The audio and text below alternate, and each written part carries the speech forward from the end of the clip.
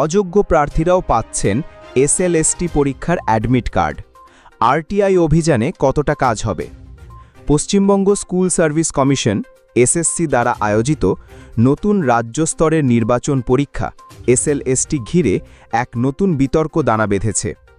একাধিক যোগ্য এবং অযোগ্য প্রার্থীদের অ্যাডমিট কার্ড দেওয়া হয়েছে বলে অভিযোগ উঠেছে, যা নিয়ে রাজ্য জুড়ে তৈরি হয়েছে তীব্র চাঞ্চল্য। এই ঘটনায় শুধু চাকরি প্রার্থীদের মধ্যেই নয়, শিক্ষামহলের অন্দরেও ছড়িয়ে পড়েছে গভীর উদ্বেগ।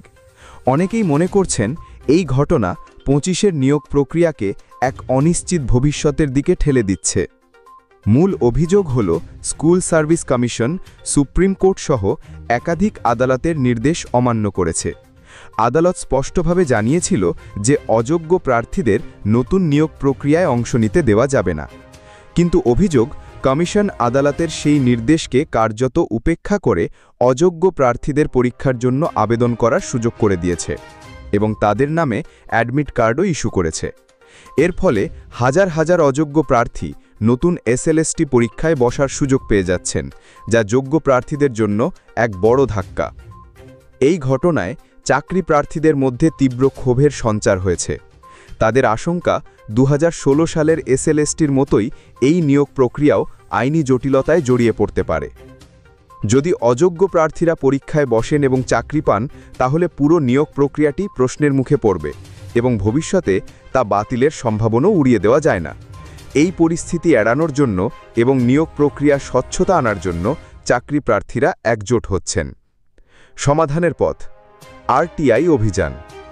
এই সমস্যার মোকাবিলায় একটি ভাইরাল হওয়া অডিও ক্লিপে এক নতুন কৌশলের কথা বলা হয়েছে।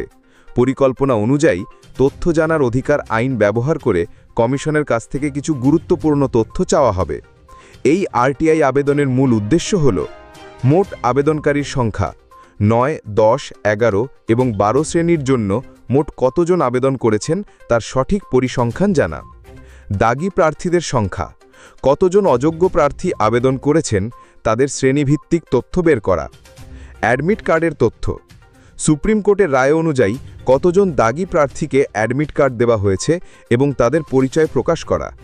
এই আরটিআই অভিযানের মাধ্যমে কমিশনের কার্যকলাপের ওপর চাপ সৃষ্টি করা সম্ভব হবে বলে মনে করছেন আন্দোলনকারীরা। যদি কমিশন ভুল তথ্য দেয়, তাহলে সংশ্লিষ্ট আধিকারিকের বিরুদ্ধে আইনি ব্যবস্থা নেওয়া যাবে। আর যদি কমিশন কোনো উত্তর না দেয়, তাহলে আদালতের দ্বারস্থ হয়ে অভিযোগ জানানো হবে যে সুপ্রিম কোর্টের নির্দেশ অমান্য করা হয়েছে। চাকরি প্রার্থীরা মনে করছেন এই আরটিআই আবেদনটি পুরো প্রক্রিয়ায় স্বচ্ছতা আনতে একটি গুরুত্বপূর্ণ হাতিয়ার হতে পারে। 2016 সালের প্যানেল বাতিলের ক্ষেত্রেও একটি আরটিআই আবেদন গুরুত্বপূর্ণ ভূমিকা পালন করেছিল। তাই এবারও তারা আশাবাদী যে এই পদক্ষেপের মাধ্যমে 25-এর নিয়োগ প্রক্রিয়াকে আইনি জটিলতা থেকে বাঁচানো সম্ভব হবে। এখন দেখার বিষয়, স্কুল সার্ভিস কমিশন এই বিষয়ে কী পদক্ষেপ নেয় এবং এই বিতর্ক শেষ পর্যন্ত কোন দিকে মোড় নেয়।